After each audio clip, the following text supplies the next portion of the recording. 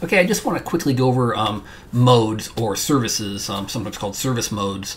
And basically, when you're shopping for a scan tool, or sometimes on the program or the scan tool, it'll say like mode 1 or mode 6. And basically, that $sign you see before that number, that's just representing that this is a hex value. So right here, this is service mode 1 or mode 1. And you'll see that when we get up to mode 10, it'll say 0A, which is just the hex value for 10.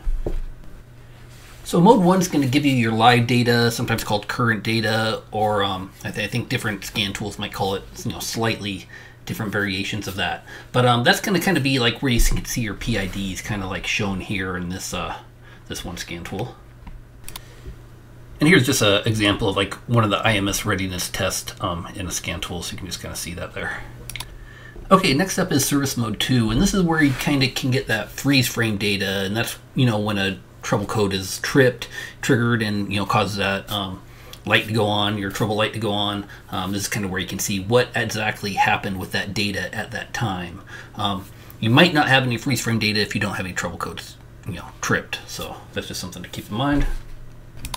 Now service mode 3, this is for actually reading your fault codes for your DTCs. So, this is definitely a very important one. If you have a scanner, you want to make sure it does service mode 3 or mode 3, because you want to be able to read those diagnostic trouble codes. These are those codes that turn on your malfunction indicator lamp. Okay, service mode 4, this has to do with the clearing of diagnostic trouble codes. So this is where you can, clear those fault codes that have showed up to see if they come back. It'll also clear freeze data, and some of the monitor test data. There are some codes in certain vehicles that it won't clear that are permanent codes that only the computer can clear, and that's where one of the other service modes will come into effect.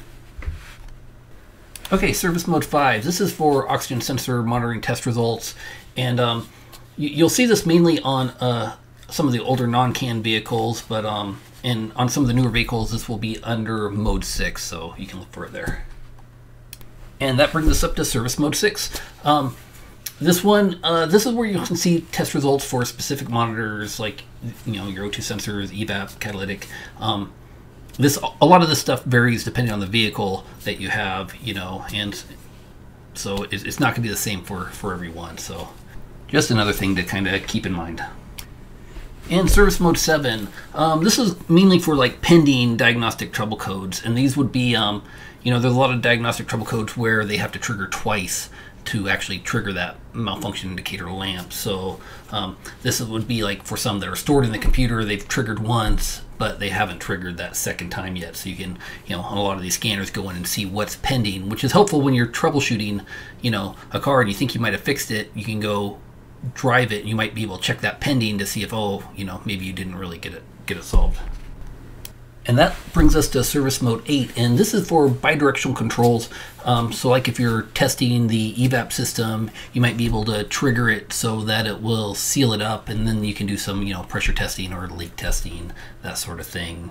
Not all scanners or vehicles might be able to do this.